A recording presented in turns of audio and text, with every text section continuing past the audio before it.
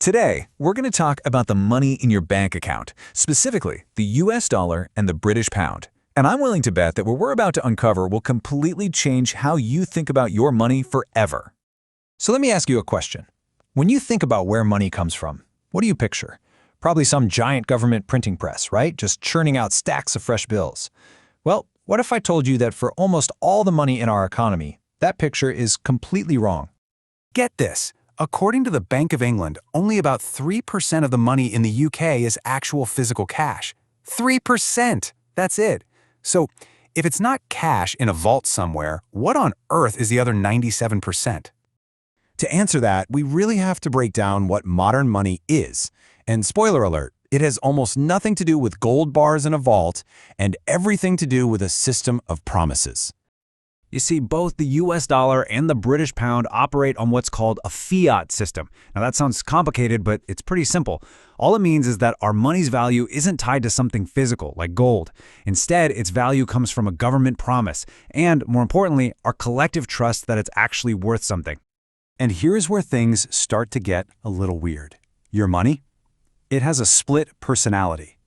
That balance you see in your account, to you, that's an asset. It's yours. But to your bank, that exact same number is a liability. It's basically a fancy IOU from them to you. Now, this whole IOU idea splits into two different kinds. You've got physical cash, the bills in your wallet. That's an IOU from the central bank, like the Fed or the Bank of England. But the digital money, the numbers in your bank account, that's a totally different IOU. That's a debt owed to you by your commercial bank. Think Chase or Barclays. And believe me, that distinction is absolutely crucial.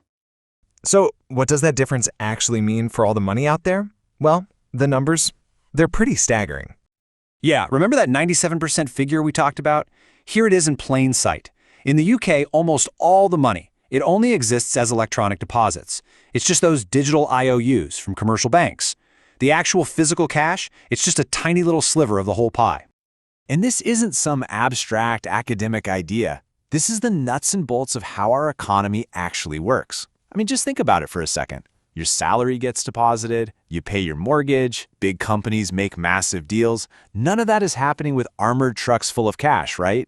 It's all just digital IOUs being shuffled between banks.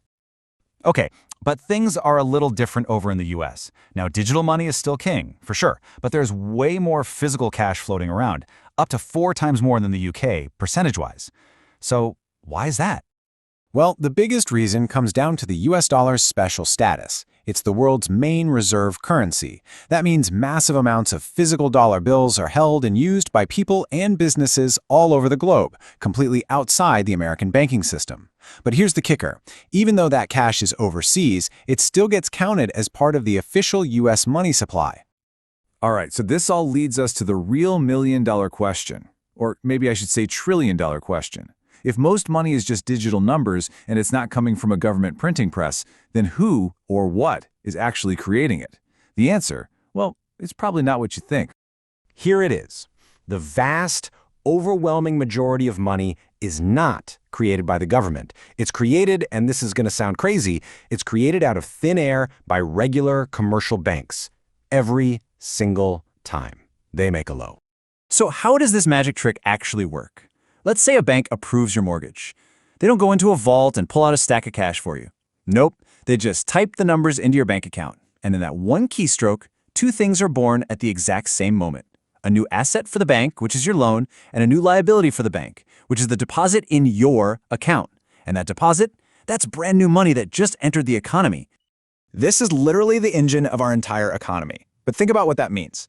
When a bank makes a new loan, money is created. But when you pay back a loan, that money is destroyed. It just vanishes. So for the economy to actually grow, we as a whole have to be creating new debt faster than we're paying off our old debt. This system is literally built for constant expansion. Okay, so if commercial banks are the ones creating most of the money, then what's the deal with the big guys we always hear about on the news, like the Federal Reserve or the Bank of England? Well, think of them less as money printers and more as the system's managers.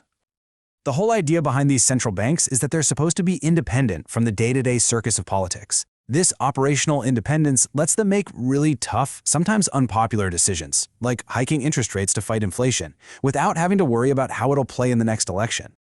Now, you've probably heard the term quantitative easing, or QE, thrown around a lot, and a lot of people picture it as the central bank just firing up the printing presses and dropping cash on everyone from a helicopter. But that's actually a huge misconception. Here's what QE really is. It's the central bank creating a special kind of electronic money, called reserves, and giving it only to the commercial banks. It's not for you or me. It's like an exclusive interbank currency. The whole goal is to flood their accounts, to push down long-term interest rates, making it super easy and cheap for them to borrow. The hope is that they'll then turn around and start lending more of their own freshly created money to the rest of us. But the public, we never see a dime of that QE money directly. And even though the basic principles are the same, the US and UK systems do have some pretty big differences. For instance, the UK banking scene has been dominated by a few huge nationwide banks for a long time. The US, on the other hand, historically had this much more fragmented system with thousands of smaller local banks. But to make sure we all keep our trust in these electronic IOUs, both countries have deposit insurance, the FDIC in the US and the FSCS in the UK, which is basically a promise that your money is safe up to a certain amount. Okay. Deep breath. We've gone through a lot, how money is made, how it's managed, but let's get down to it. Why does any of this actually matter to you and to that number you see in your bank account? Because here's the bottom line. That number, that balance in your account, it's not a claim on gold or on a stack of cash sitting in a vault. It's your place in a gigantic, interconnected web of credit and debt. It's a promise, existing inside a system where pretty much every single dollar or pound started its life as a loan to someone else. And that's the real kicker. Because our money is born from debt, the stability of our entire economy hinges on the continuous creation of new debt. It's like a machine that has to keep running, and the only fuel that works is more debt. And that leaves us with one last, kind of unsettling question to chew on. If our money is literally created when we borrow and destroyed when we pay our debts back, what happens to our entire economy if, for whatever reason, we just stop borrowing? That's the secret hidden right at the heart of our financial system, and it's a question that affects every single one of us.